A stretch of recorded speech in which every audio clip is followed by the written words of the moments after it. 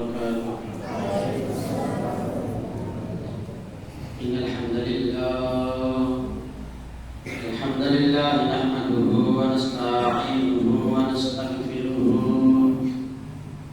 ونعوذ بالله من شرور أنفسنا ومن سيئات أعمالنا من يهده الله فلا مضل له ومن يضلل فلن تجد له وليا مرشدا وأشهد أن لا إله إلا الله وحده لا شريك له وأشهد أن سيدنا إيماننا قدوتنا حبيبنا وطبيبنا وطبيب أرواحنا محمد الذي أرسله بالحق بشيرا ونذيرا وداعيا إلى الله بإذنه وسراجا منيرا أما بعد فإن خير الحديث كتاب الله وخير الهدي هدي محمد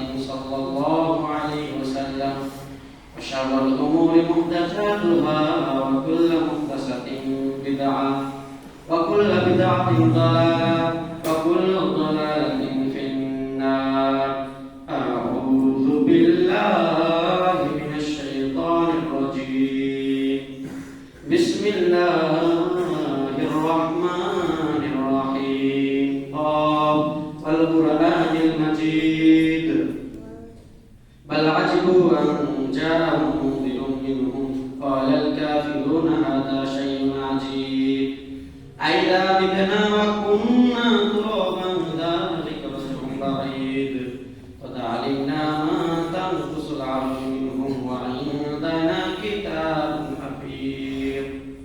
وقال الله تعالى في كلامه المجيد أعوذ بالله من الشيطان الرجيم فاعلم أنه لا إله إلا الله. وقال رسول الله صلى الله عليه وسلم لكنوا موتكم لا إله إلا الله.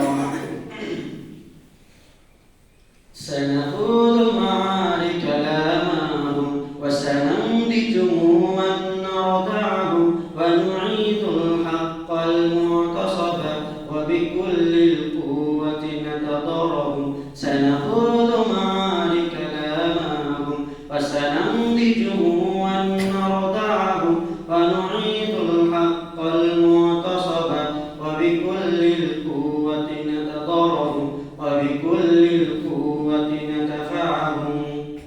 بسلاح الحق البدراوي سنحرر أرض الأحرار ونعيد القدس إلى القدس من بعد الذل والعار.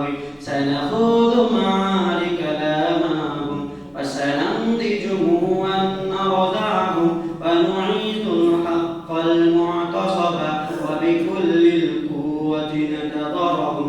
لن نرضى بجزء المعتل لن نترك شعرا للذل ونعيد الذل إلى القدس من بعد الذل والعار.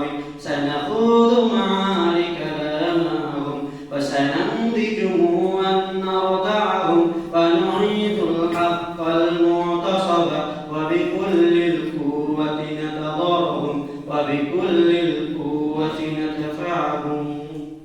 আলহামদুলিল্লাহ, যাবতীয় প্রশংসা, যাবতীয় গুণগান, যাবতীয় সিদ্ধাসানা সেই মহিয়ান গরিয়ান মহান আল্লাহ সুবহানাহু ওয়া তাআলার সেই দরবারে যে মহান আল্লাহ সুবহানাহু ওয়া তাআলা কঠিন এক আবহাওয়ার মধ্য দিয়েও আজকে সালাতুল জুমা আদায় করার জন্য মসজিদে আসার বসার তৌফিক দান করেছেন, করতেছেন। সে মহান আল্লাহ সুবহানাহু ওয়া তাআলার প্রতি অন্তরস্থল থেকে শুকরিয়া আদায় করি। সকলে বলে আলহামদুলিল্লাহ। দরুদ ও সালাম বর্ষিত সে মহামানবের প্রতি যিনি সাইয়্যিদুল মুরসালিন খাতামুন নবিয়্যিন রাহমাতুল লিল আলামিন, যার পরে পৃথিবীর মাটিতে না কোনো নবী রাসূল এসেছে, না কোনো নবী রাসূল আসবে, যার সুন্নাহ অনুযায়ী জীবন পরিচালনা করা আমাদের একমাত্র লক্ষ্য এবং উদ্দেশ্য, যার জীবন ব্যবস্থাকে কোনো ব্যক্তি যদি আদর্শ হিসেবে গ্রহণ করতে পারে তাহলে সে দুনিয়াতে হবে কামিয়াবি এবং পরকালে পাবে মুক্তি। সে রাসূল সাল্লাল্লাহু আলাইহি ওয়াসাল্লামের প্রতি যুগ যুগ ধরে দরুদ সালাম বর্ষিত হোক। হোক এবং সেই সমস্ত মুসলিম ভাইদের প্রতি যারা আল্লাহর জমিনে আল্লাহর দ্বীনকে বাস্তবায়ন করার জন্য কষ্টের পর কষ্ট করে যাচ্ছেন, জালিমের কারাবরণ করছেন, যারা গুম হচ্ছেন, যারা ক্রসফায়ারে হত্যা হয়েছেন, যারা আইনা ধরে বন্দী থেকেছেন, আজ অবধি যারা আল্লাহর জমিনে আল্লাহর দ্বীনকে বাস্তবায়ন করার জন্য অক্লান্ত পরিশ্রম করছেন, তাদের প্রতিও যুগ যুগ ধরে রহমত ও শান্তি বর্ষিত হোক। আমরা সকলে বলি আল্লাহুম্মা সাল্লি আলাইহি আজমাইন, আল্লাহুম্মা বারিক আলাইহি আজমাইন। সম্মানিত উপস্থিতি, সংক্ষিপ্ত জুমার আলোচনার আলোচ্য বিষয় হচ্ছে জিহাদ প্রসঙ্গে। যদিও আমরা গত জুমায় এই বিষয়ে আলোচনা করেছিলাম, পরবর্তী আরো কিছু বিষয় থেকে যাওয়ার কারণে আজকে জিহাদ বিষয়ে আলোচনা হবে ইনশাআল্লাহ। সম্মানিত উপস্থিতি, বর্তমানে আমরা এমন এক সময় অতিবাহিত করছি যে সময়ে গোটা পৃথিবীর মুসলিমরা আজকে নির্যাতিত। ওই যে পূর্ব দিগন্তে আমরা সূর্য দেখতে পাচ্ছি, যে সূর্য লাল আভা ধারণ করেছে, যে সূর্য লাল রং ধারণ করেছে, এই সূর্য আস্তে আস্তে আস্তে আস্তে আমাদের মাথার উপরে ধেয়ে আসছে। আপনাকে প্রস্তুতি গ্রহণ করতে হবে। যারা কৃষক রয়েছেন তারা বিষয়টা ভালো করে বুঝতে পারবেন, যারা কৃষক রয়েছেন তারা বিষয়টা ভালো করে বুঝতে পারবেন। আপনি জমির মধ্যে ধান রোপণ করেছেন, আপনি দেখবেন কিছুদিন যেতে না যেতেই সেখানে কিছু আগাছা মাথা চারা দিয়ে উঠে। আপনি যদি ওই আগাছাকে ছেড়ে না ফেলেন, আপনি যদি ওই আগাছাকে কেটে না ফেলেন, তাহলে এই আগাছা আপনার ধানের জন্য, আপনার ফসলের জন্য, আপনার কাঙ্ক্ষিত ফসলের জন্য কাল হয়ে দাঁড়াবে। আপনি মূল ফসল আপনার ঘরে তুলতে পারবেন না। সম্মানিত উপস্থিতি, আমাদের বাগানে দেখেছি যে একসাথে যদি দুইটা আম থাকে, একটা আমের মধ্যে যদি পচন ধরে, একটা লিচুর মধ্যে যদি পচন ধরে, তাহলে যেই লিচুর মধ্যে পচন ধরেছে বা যে আমের মধ্যে মশা মাছি পড়েছে, ওই আমটাকে কেটে ফেলতে হবে, ওই আমটাকে ছেড়ে ফেলতে হবে, ওই লিচুটাকে ছেড়ে ফেলতে হবে। নয়তো মশা মাছি আস্তে আস্তে আস্তে আশেপাশে যত লিচু রয়েছে, যত আম রয়েছে, সবগুলোকেই ধ্বংস করে ফেলবে, সবগুলোকেই নষ্ট করে ফেলবে। আপনার শরীরে যদি ক্যান্সার দেখা দেয়, এই ক্যান্সার ডাক্তার যদি আপনাকে বলে এই অঙ্গ আপনাকে কেটে ফেলতে হবে, আপনার শরীরে পচন ধরেছে, এই অঙ্গ আপনাকে কেটে ফেলতে হবে, আপনি যেমন ওই অঙ্গ কাটতে বাধ্য, আপনি ওই অঙ্গ কেটে ফেলবেন জীবন বাঁচানোর জন্য।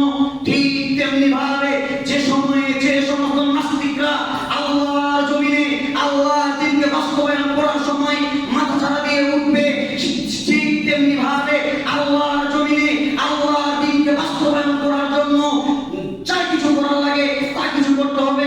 এতে যদি কোনো নাস্তিকবাদী, এতে যদি কোনো ইসলামবাদী, এতে যদি কোনো হিন্দুত্ববাদী কোনো আগ্রাসন মাথা ছাড়া দিয়ে উঠে, তাহলে তাকে ছাঁটাই করতে হবে, কেননা সে দুনিয়াতে বেঁচে থাকার বা সে সেখানে বেঁচে থাকার কোনো প্রকার অধিকার রাখে না।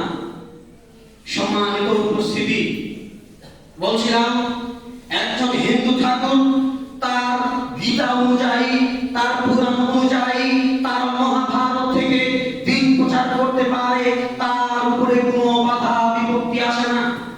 একজন খ্রিস্টান ফাদার যদি তার বাইবেল থেকে, তার কিতাব থেকে সে দিন প্রচার করে, তখন তার উপরে কোনো নির্যাতন বাধা বিপত্তি আসে না। একজন বৌদ্ধ মেলা বৌদ্ধ যদি তার ধর্মগ্রন্থ অনুযায়ী দিন প্রচার করে, তাহলে তার উপরে কোনো বাধা বিপত্তি আসে না। কিন্তু একজন মুসলিম, একজন মুমিন, একজন আল্লাহর একজন ব্যক্তি যদি আল্লাহর জমিনে সঠিকভাবে ধর্ম প্রচার করে, সঠিকভাবে আল্লাহর ফরজ বিধান জিহাদ সম্পর্কে আলোচনা করে, তাহলে তাকে জঙ্গিবাদ আখ্যায়িত করা হয়, তাহলে তাকে সন্ত্রাসবাদ আখ্যায়িত করা হয়, তাহলে তাকে জঙ্গি মনে করে তাকে জেলখানায় বন্দী করা হয়। সম্মানিত উপস্থিতি, গোটা পৃথিবীতে একজন বীর মহানায়ক ছিল যাকে এক বাক্যে সবাই চিনে, যে বাতিলের আতঙ্ক, বাতিলরা যাকে ভয় পেত, বাতিলরা তাকে যাকে জঙ্গি হিসাবে মনে করত, বাতিলরা যাকে ভয় পেত, তার নাম হচ্ছে ওসামা বিন লাদেন, যিনি গোটা পৃথিবীতে চেয়েছিল আল্লাহর জমিনে আল্লাহর দ্বীন শুধু বাস্তবায়ন হবে। সেই সুপার পাওয়ার রাশিয়া, সেই সুপার পাওয়ার আমেরিকা, যে একাই রাশিয়াকে তছনছ করে দিয়েছিল, যে একাই আমেরিকাকে তছনছ করে দিয়েছিল, ইনি সেই বীর মহাবীর যার নাম ওসামা বিন লাদেন আজও যাকে বাতিলরা ভয় পায়, যার নাম শুনলে আজও যারা থরথর করে কেঁপে ওঠে। সম্মানিত উপস্থিতি, তাকে কি বানানো হয়েছে? সে আল্লাহর জন্য একজন মহানায়ক, কিন্তু তাকে টেররিস্ট, তাকে টেররিজম, তাকে জঙ্গি, তাকে সন্ত্রাসবাদ এগুলো বলে আখ্যায়িত করা হয়েছে। সত্যের পক্ষে গান গাই বলে আমি বিদ্রোহী, সত্যের পথে ডাকি বলে আমি বিপ্লবী। সত্যের পক্ষে গান গাই বলে আমি বিদ্রোহী, সত্যের পথে ডাকি বলে আমি বিপ্লবী। কুরআনের কথা বলি তাই বলে আমাকে মৌলবাদী, কুরআনের কথা বলি তাই বলে আমাকে মৌলবাদী।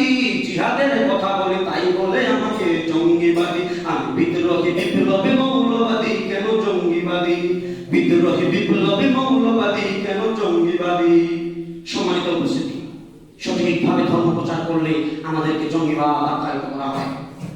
ইতিহাস ভুলে যাবেন না। কাল পর্যন্ত যে সমস্ত ইহুদি নাসারা ইসলাম থাকার জন্য তারা মুসলমানদের কাছে চেয়ে নিত, আজকে সেই সমস্ত বিধর্মীরা একজোট হয়ে মুসলমানদের বিপক্ষে লেগে গিয়েছে। সম্মানিত উপস্থিতি, আপনাকে আমি কতদিনের হাদিস মনে করিয়ে দিতে চাই। ওসমান রাদিয়াল্লাহু তাআলার হাদিস, যে সময় রাসূল সাল্লাল্লাহু আলাইহি ওয়াসাল্লাম শুধু ওসমান রাদিয়াল্লাহু তাআলার রক্তের কথা শুনে যিনি গরম হয়ে সাথে সাথে তাদের সাথে যুদ্ধ ফরজ করে দিয়েছিলেন। রাসূল সাল্লাল্লাহু আলাইহি ওয়াসাল্লাম ঘুমায়ো না, দেখো ঘুমায়ো না। এখানে আমি কোনো ঘুমানোর জন্য কথা বলছি না, আলোচনা শুনো, তোমার কামিয়াব হবে ইনশাআল্লাহ। ঘুমিয়ে সময় অনেক নষ্ট করেছো, বেটা দেখো কি কথা বলে তুমি শোনো, তোমার জীবন রূপকার করবে ইনশাআল্লাহ। তুমি ইসলামের মহাবীর, তোমাকে সেই কঠিন ভাবে তোমাকে কি করতে হবে? শক্তি অর্জন করতে হবে। সম্মানিত উপস্থিতি, রাসূল সাল্লাল্লাহু আলাইহি ওয়াসাল্লাম যখন সেই মদিনা থেকে মক্কায় হজ উমরা করার জন্য আসছিলেন, এমন অবস্থায় তিনি হুদায়বিয়া প্রান্তরে সব সাহাবীদেরকে নিয়ে সেখানে শিবির স্থাপন করলেন। তিনি তখন ওসমান রাদিয়াল্লাহু তাআলাকে বললেন, ওসমান তুমি যাও, মক্কাবাসীদেরকে খবর দাও, আমরা যুদ্ধ করার জন্য আসিনি, আমরা জিহাদ করার জন্য আসিনি, আজকে আমরা এসেছি হজ এবং উমরা করার জন্য। ওসমান রাদিয়াল্লাহু তাআলা ভাবলেন, যেহেতু আল্লাহ রাসূল আমার সাথে রয়েছেন, আল্লাহ আমার সাথে রয়েছেন, অতএব তারা আমার কোনো ক্ষতি করতে পারবে না। তিনি নির্দ্বিধায় সেই কাফের মুশরিকদের কাছে চলে গেলেন। যাওয়ার পর বলেন, ওহে কাফের মুশরিকরা, শুনে রাখো, তোমাদের সাথে যুদ্ধ করার জন্য আসিনি, তোমাদের সাথে জিহাদ করার জন্য আসিনি, তোমাদের সাথে যুদ্ধ করার জন্য আসিনি, আমরা এসেছি হজ এবং উমরা করার জন্য। হজ উমরা করে ইসলাম ত্যাগ করব। সে সময়ে কাফের নেতারা বলেছিল, সে সময়ে মুশরিক নেতারা বলেছিল, ওসমানকে বন্দী করো, ওসমানকে বন্দী করো, বাইরে খবর ছড়িয়ে দাও, ওসমানকে হত্যা করা হয়েছে, ওসমানকে বন্দী করো, বাইরে খবর ছড়িয়ে দাও, ওসমানকে হত্যা করা হয়েছে। যদি মুসলমানরা কোনো প্রতিক্রিয়া দেখায় তাহলে আমরা ওসমানকে ছেড়ে দিব, যদি মুসলমানরা কোনো প্রতিক্রিয়া না দেখায় আজকে আমরা মুসলমানদেরকে এখানে হত্যা করে দেব। বাইরে খবর প্রচার হয়ে গেল, ওসমানকে হত্যা করা হয়েছে। রাসূল তাবুর মধ্যে বসে রয়েছেন, সাহাবী এসে বলেন, আল্লাহর রাসূল জানেন কি ঘটে গিয়েছে? রাসূল বলেন, কি ঘটে গিয়েছে? আপনি জানেন কি ঘটে গিয়েছে? ওসমানকে হত্যা করা হয়েছে, আমাদের বার্তাবাহক, আমাদের সংবাদ বাহক ওসমানকে হত্যা করা হয়েছে। রাসূল সাল্লাল্লাহু আলাইহি ওয়াসাল্লাম আল্লাহু আকবার বলে তাকবীর দিলেন, বাইরে বের হয়ে তিনি গাছের নিচে গেলেন। যাওয়ার পর বললেন, ইয়া আসহাবাশ শাজারা, হে গাছের অধিবাসীরা, হে গাছের অধিবাসীরা, তোমরা যারা গাছের ছায়ায় অবস্থান করছো, শুনে রাখো, ওসমানকে হত্যা করা হয়েছে, ওসমানকে হত্যা করা হয়েছে, ওসমানকে হত্যা করা হয়েছে। আল্লাহর কসম, ওসমানের রক্তের বদলা না নেওয়া পর্যন্ত এই ইসলাম আমরা ত্যাগ করব না। আল্লাহর কসম, ওসমানের রক্তের হত্যার বদলা না নেওয়া পর্যন্ত এই ইসলাম আমরা ত্যাগ করব না। তোমাদের মধ্যে কি আছে যে আমার কাছ থেকে বায়াত গ্রহণ করবে? এই যে আমি আমার হাত মাটির উপরে রাখলাম।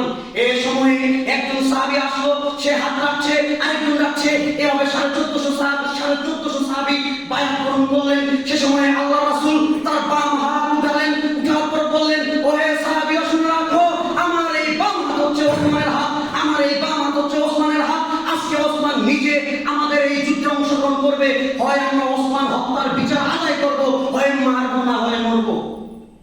ইতিহাস ভুলে যাবেন না।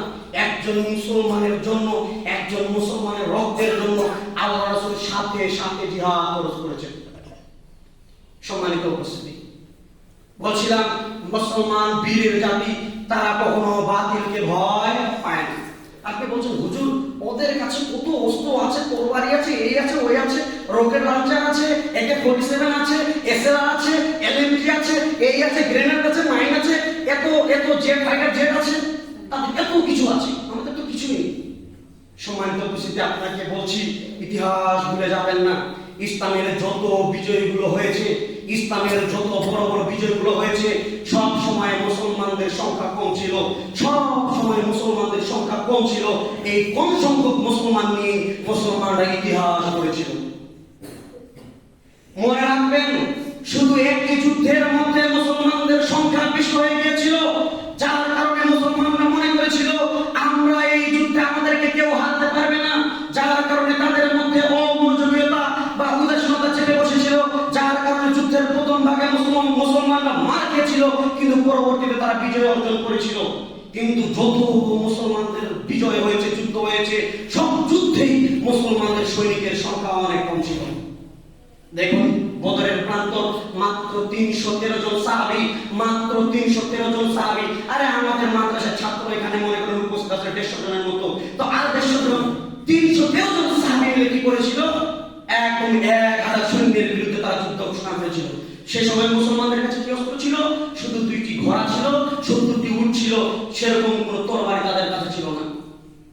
313 জন নিয়ে রাসূল সাল্লাল্লাহু আলাইহি ওয়াসাল্লাম 1000 সৈন্যের উপরে তিনি জয়লাভ করেছিলেন।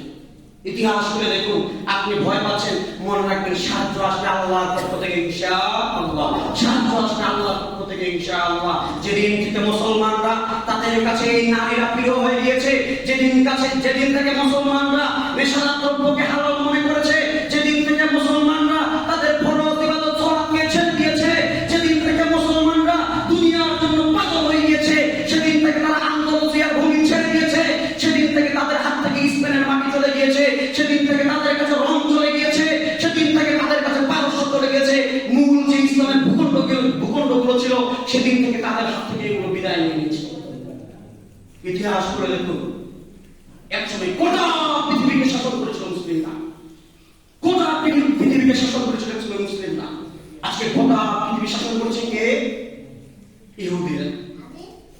যখন যেখানে ইচ্ছা সেখানে বোম মারছে, যখন যেখানে ইচ্ছা তখন সেখানে বোম ফেলছে, যখন যেখানে ইচ্ছা সেখানে কি করছে? তাদের মন মতো তারা চলাফেরা করছে। সম্মানিত উপস্থিতি, ফিলিস্তিন তো শেষ, এখন দেখুন সুদানের কি অবস্থা। সুদান একটা মুসলিম কান্ট্রি, যেখানে কোনো খাবারের অভাব ছিল না, সেখানে আজকে 1 কোটি মুসলিম পরিবার খাবারের অভাবে, চিকিৎসার অভাবে তারা মারা যাচ্ছে।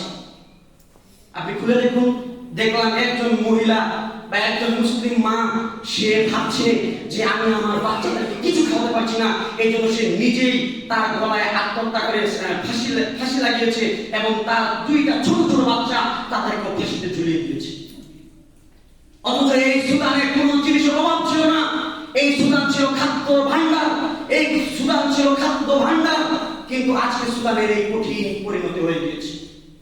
সম্মানিত উপস্থিতি, আপনার এই পাশে এই আরাকান, আপনার মায়ানমারে বলেন, যেখানে নেড়া বৌদ্ধগুলো পশু যেভাবে জবাই করা হয়, মুসলমানদেরকে এইভাবে জবাই করছে।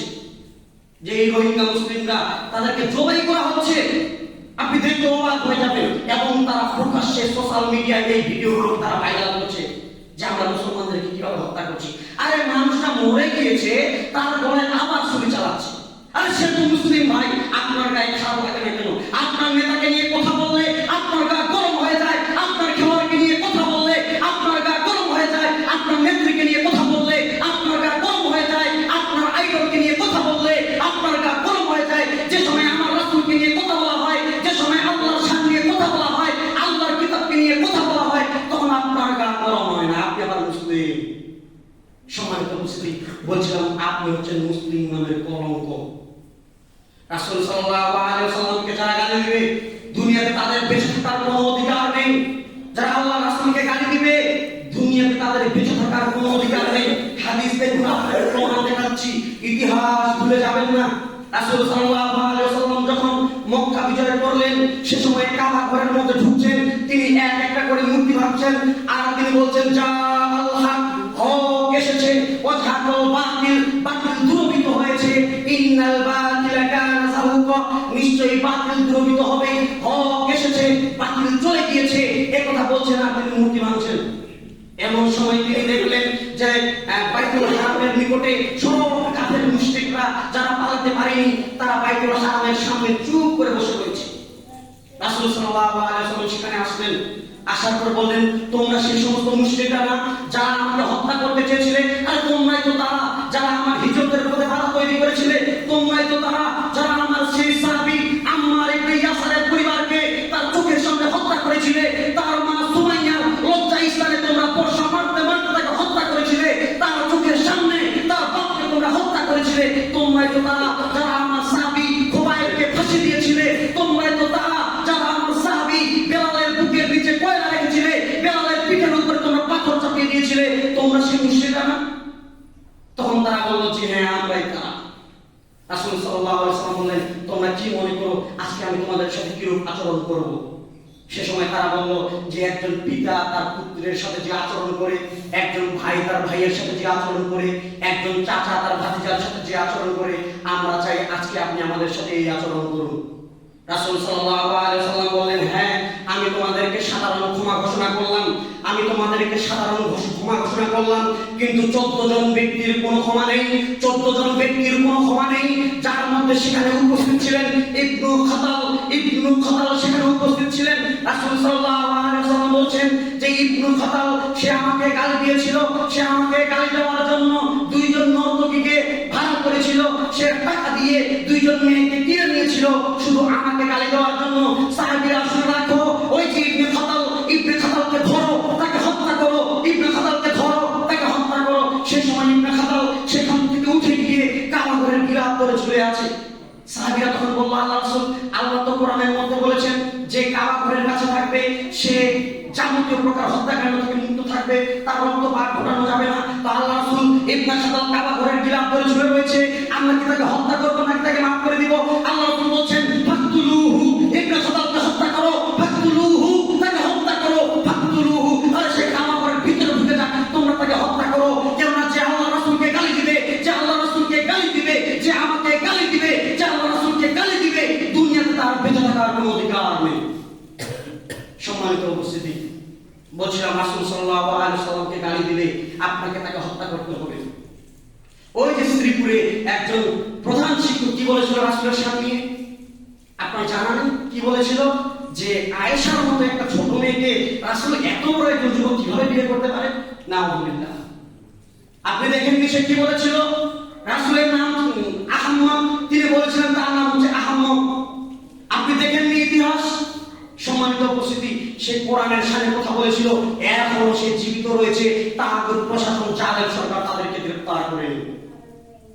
সম্মানিত উপস্থিতি, আপনাকে স্মরণ করিয়ে দিতে চাই আবু রাফে নামে একজন ব্যক্তি ছিল, রাসূল সাল্লাল্লাহু আলাইহি ওয়াসাল্লাম উপস্থিত ছিলেন, বললেন হে আমার সাহাবীরা, আবু রাফে আমাকে গালি দেয়, আবু রাফে তার রাসূলকে গালি দেয়, তোমাদের মধ্যে কে আছে যে এই আবু রাফেকে হত্যা করতে পারবে? সে সময় ইবনে মাসলামা রাদিয়াল্লাহু তাআলা দাঁড়িয়ে গেলেন, বলেন আল্লাহ রাসূল আমাকে কিছু সাহাবী দেন, আমি আবু রাফেকে হত্যা করব। আল্লাহ রাসূল সাহাবী দেন, আবু রাফেকে হত্যা করব।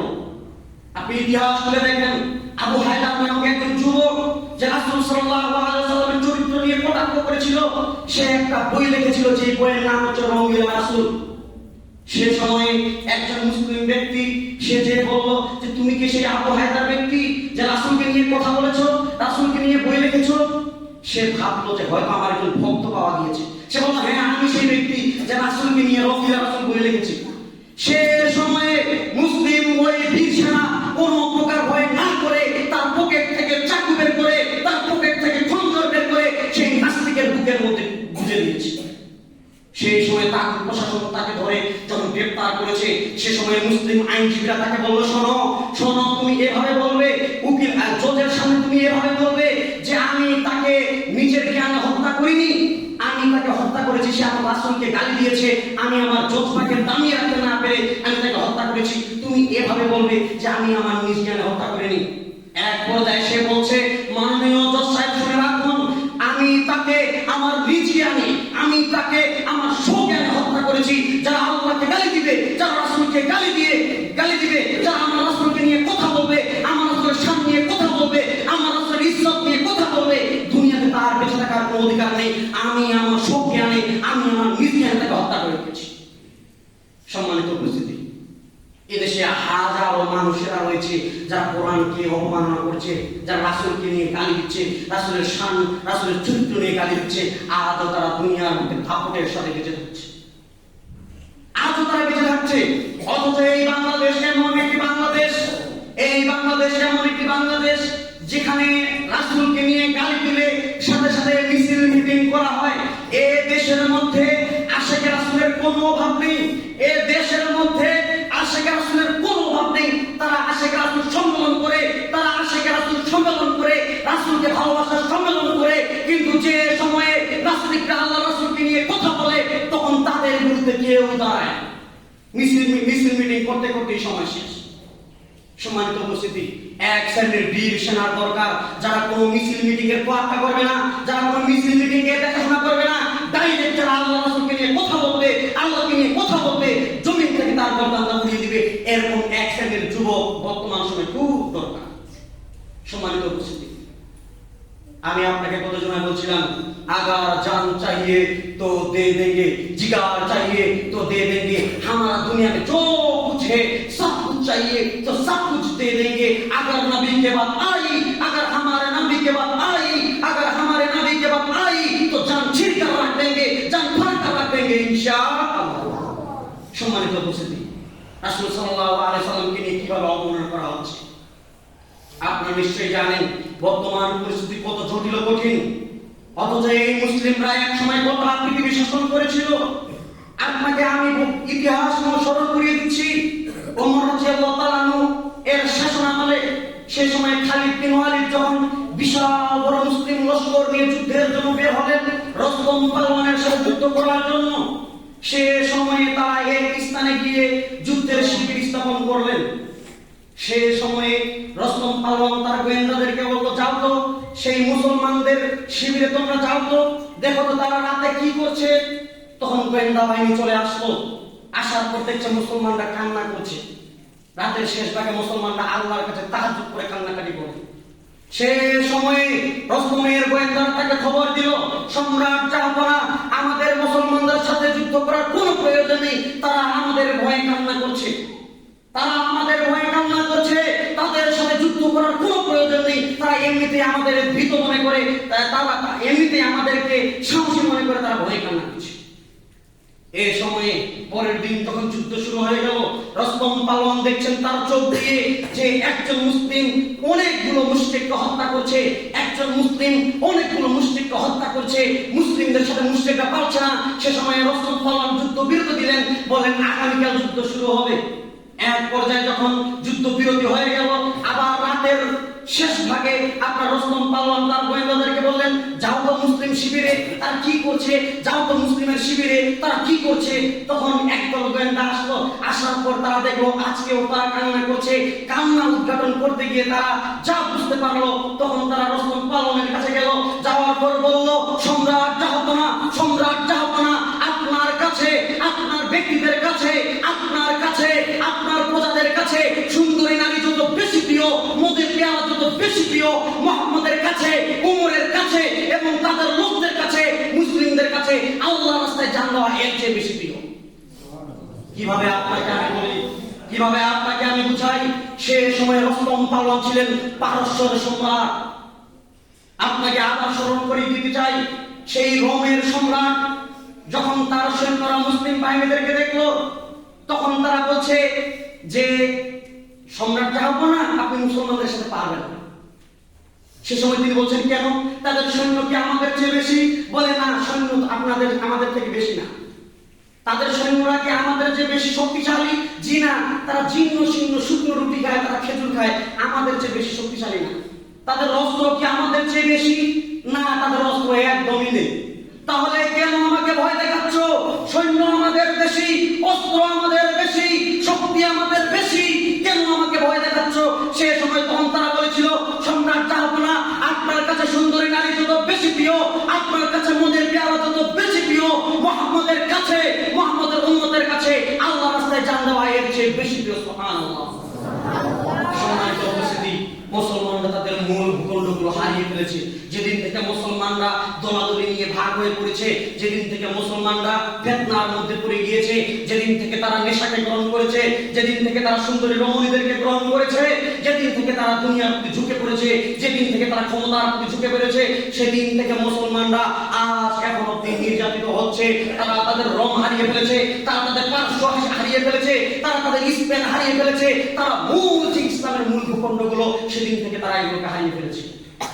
উপস্থিত সম্মানিত দিনী ভাই, এর জন্য সর্বপ্রথম যেটা কাজ সেটা হচ্ছে আল্লাহর কোরআনকে এবং রাসূল সাল্লাল্লাহু আলাইহি ওয়াসাল্লামের বাণীকে আপনাকে শক্তভাবে গ্রহণ করতে হবে।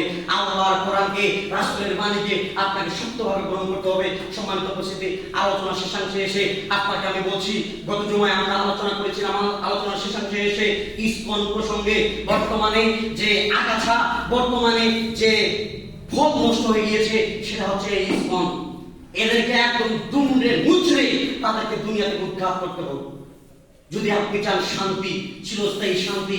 নয়তো ওই যে বলেছিলাম, সূর্য পূর্ব দিগন্তে উঠেছে, সূর্য লাল হয়ে গিয়েছে, এই সূর্য আস্তে আস্তে আস্তে আস্তে আপনার মাথার উপরে চলে আসছে, আপনি বুঝতেও পারছেন না। আপনি দেখেননি ওই যে আপনাকে একজন ইমামের কাহিনী বলেছিলাম, যে একজন ইমাম কি করেছিল, এই হিন্দুত্ববাদী ইসকন সম্পর্কে আলোচনা করেছিল, যার কারণে তাকে ইন্ডিয়াতে পাচার করতে চেয়েছিল। আপনার পঞ্চগড়ে গিয়ে তাকে খুব কঠিন অবস্থায় তাকে পাওয়া যায়।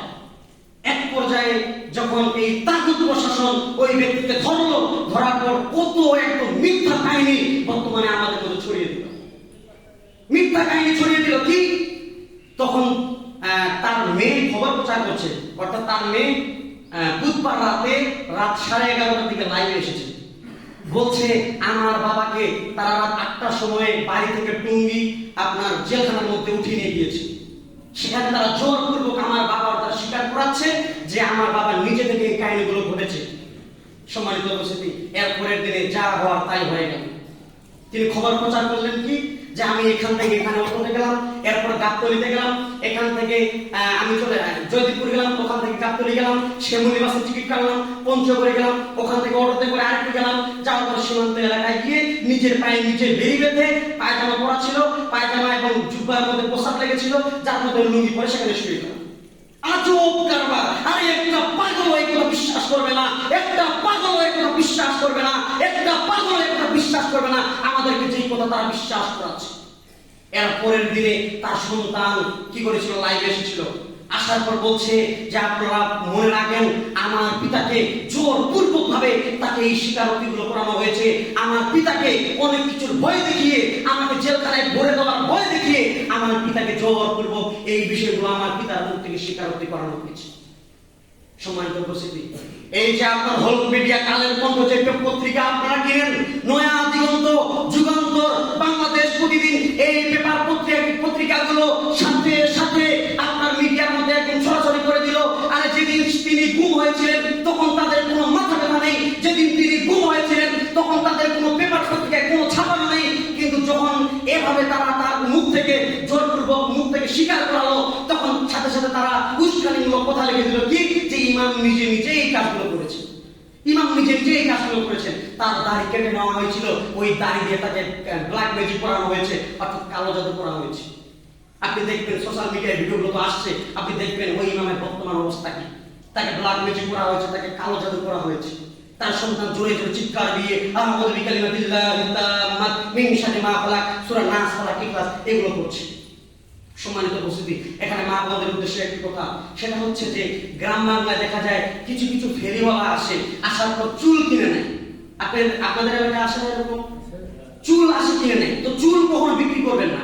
ওই 10 টাকার জন্য বা একটা চকলেটের জন্য, বাচ্চার একটা কোনো জিনিসের জন্য কখনো নিজের মাথায় চুল বিক্রি করবেন না। কারণ চুল দিয়ে খুব ভয়ঙ্কর জাদু করা যায়, চুল দিয়ে খুব ভয়ঙ্কর জাদু করা হয়, চুল দিয়ে খুব ভয়ঙ্কর জাদু করা যায়। আর যেখানে আমার আপনার নবী হযরত মুহাম্মদ সাল্লাল্লাহু আলাইহি ওয়াসাল্লামের চুল নিয়ে তারা জাদু করেছিল, তার চুল নিয়ে তারা জাদু করেছিল, তিনি রাসূল হওয়ার পরেও তিনি অসুস্থতায় ভুগেছিলেন। আমরা তো সাধারণ মানুষ, এজন্য খবরদার দুনিয়ার স্বার্থের জন্য, কিছু পয়সার জন্য আপনারা আপনাদের চুল বিক্রি করবেন না, খবরদার, কখনো না।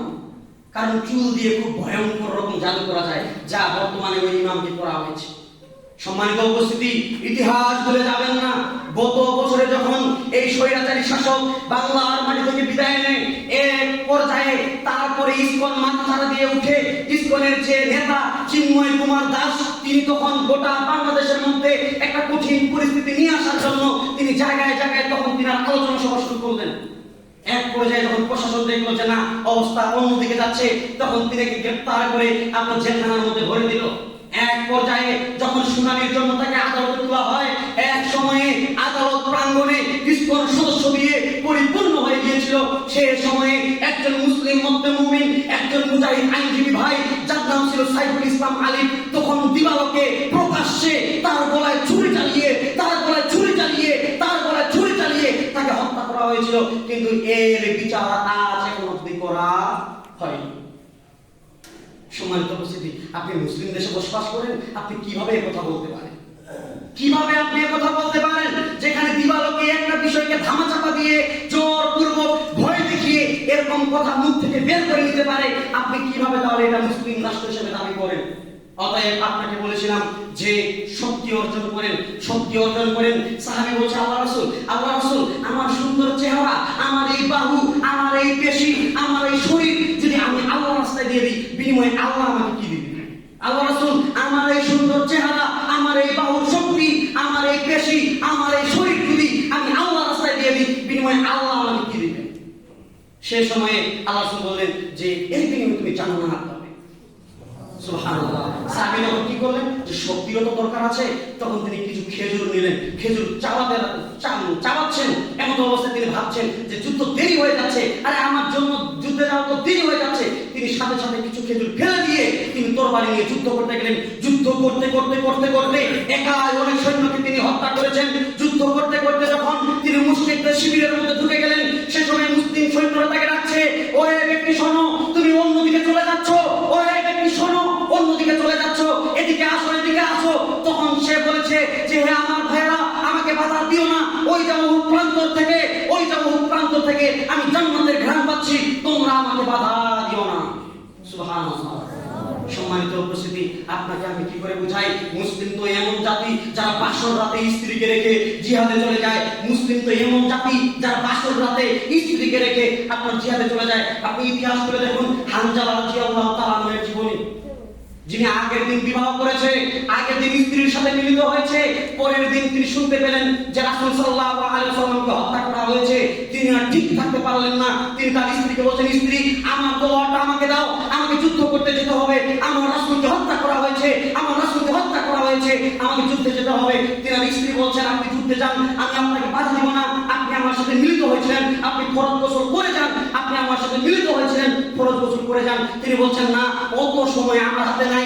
আমি চাই না যে আল্লাহ রাসূলকে হত্যা করেছে সে আর কিছুক্ষণ দুনিয়ার মাটিতে বেঁচে থাকুক, এটা আমি চাই না। তখন সে তলোয়ার নিয়ে যুদ্ধে বেরিয়ে গেল। সুবহানাল্লাহ। যুদ্ধ করতে এক পর্যায়ে তিনি শহীদ হয়ে গেলেন। যুদ্ধ শেষ। আল্লাহ রাসূল সাল্লাল্লাহু আলাইহি ওয়াসাল্লাম সাহাবীদেরকে বললেন, হে আমার সাহাবীরা, তোমরা মুসলিম যে সৈন্যরা মারা গিয়েছে তাদের সেই শরীরগুলোকে বা তাদের দেহগুলোকে তোমরা এখানে নিয়ে আসো। এক পর্যায়ে খুঁজতে ওই মহিলা এসে বলেন, আল্লাহ রাসূল, আপনার কি মনে আছে আপনি গতকাল একজন বিবাহ করিয়েছিলেন? বলছে, হ্যাঁ, আমি আমার সাহাবী হানজালার বিবাহ করেছিলাম। আল্লাহ রাসূল, আমি হানজালার স্ত্রী। হানজালা আপনার হত্যা হওয়ার কথা শুনে সে ফরজ গোসল না করে সেই জিহাদে চলে এসেছে। আল্লাহ রাসূল, সে যদি মারা যায় আপনি তাকে ফরজ গোসল দিয়ে দিবেন। এক পর্যায়ে আল্লাহ রাসূল গোটা ময়দান খুঁজে দেখলেন, হানজালাকে পাওয়া যাচ্ছে না। এক পর্যায়ে দেখলেন যে দূরে হানজালা পড়ে রয়েছে, হানজালার চুল থেকে পানি ঝরছে। তখন ওহীর মাধ্যমে থেকে জানিয়ে দেওয়া হলো যে হানজালাকে ফেরেশতারা উপরে গোসল দিয়ে দিয়েছে। সুবহানাল্লাহ।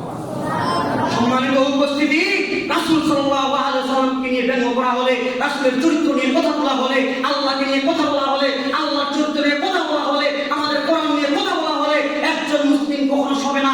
একজন মুসলিম যদি সত্যিকারের মুসলিম হয়ে থাকে, সত্যি যদি মুসলিম হয়ে থাকে, তার শরীর কখনো এইগুলোকে মেনে নেবে না। আপনারা জানেন, এই যে ঢাকায় নর্থ সাউথ বিশ্ববিদ্যালয়, সেখানে একজন ধর্মপাল নামে একজন হিন্দু যুবক, সে কোরআনকে জোতা দিয়ে মার দিচ্ছে। এ সময় কিছু যুবকেরা তাকে থামাতে যাচ্ছে। সে বলছে, আমার বাপের টাকা আমি কোরআন কিনেছি, যা ইচ্ছা তাই করবো, তোমরা কোরআন কি? এটা কি ইন্ডিয়াতে? জি না, এটা বাংলাদেশে। আপনার এই বাংলাদেশে যেখানে আপনি দাবি করেন 90% মুসলমানের দেশ, এই মুসলমানের মাটিতে, মুসলমানের দেশে একজন হিন্দু যুবক কিভাবে কোরআনকে অবমাননা করতে পারে?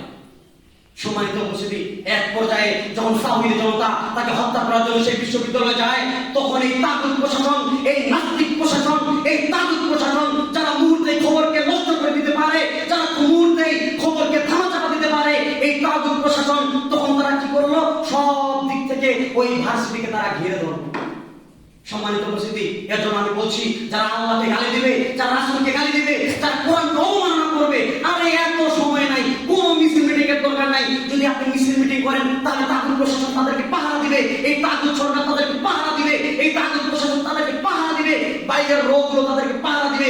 কোনো মিছিলের দরকার নেই, কোনো মিটিং এর দরকার নেই। সেই আলিমুদ্দিনের মতো, যে আবু হায়দারের পেটের মধ্যে ছুরি ঢুকিয়ে দিয়েছে, তার মতো কিছু মুসলিম বীর দরকার, যারা কোনো প্রকার বাধা না মেনে আল্লাহ রাসূলকে ভালোবেসে আল্লাহ রাসূলের জন্য জীবন দিয়ে দিবে।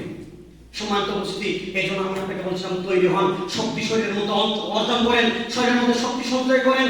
এভাবে ঘুমিয়ে থাকিয়েন না, একটু ব্যায়াম করেন, শরীরকে একটু ঘামান, আপনার শরীরকে একটু কাজে লাগান, আপনি একটু শরীরকে কাজে লাগান। অন্তত যদি আপনি কোনো কিছু দিয়ে সহযোগিতা করতে না পারেন, অন্তত আল্লাহর কাছে দোয়া করেন। ওই যে মুসলিম মায়েরা যাদেরকে ধর্ষণ করা হয়েছিল, ইতিহাস করে দেখেন, একজন গর্ভবতী মহিলার পেট চিরে একজন মুসলিম শিশুকে আকাশের দিকে ছুঁড়ে মারা হয়েছিল, নিচে তরবারি করা হয়েছিল। ওই মুসলিম শিশু যে এখনো দুনিয়াতে আসেনি, তাকে খন্ড খন্ড করা হয়েছিল। যারা করেছিল তারা হচ্ছে রাশিয়া এবং আমেরিকা।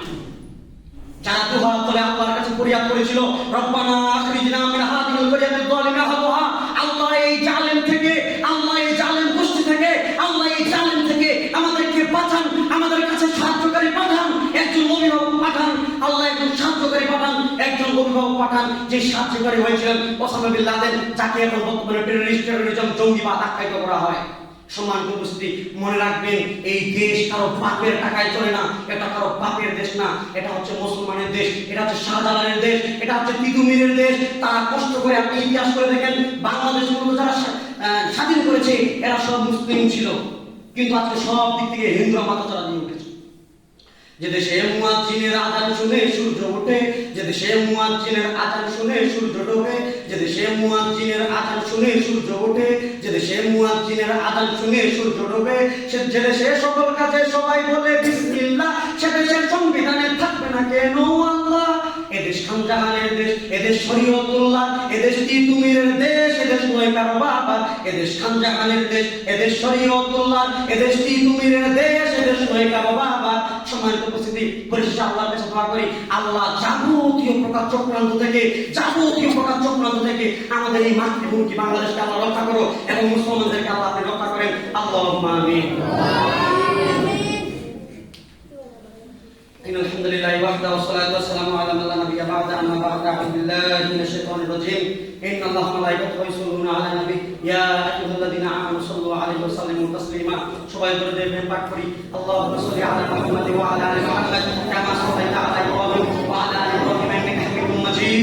اللهم بارك على محمد وعلى آل محمد كما باركت على إبراهيم وعلى آل إبراهيم إنك حميد مجيد.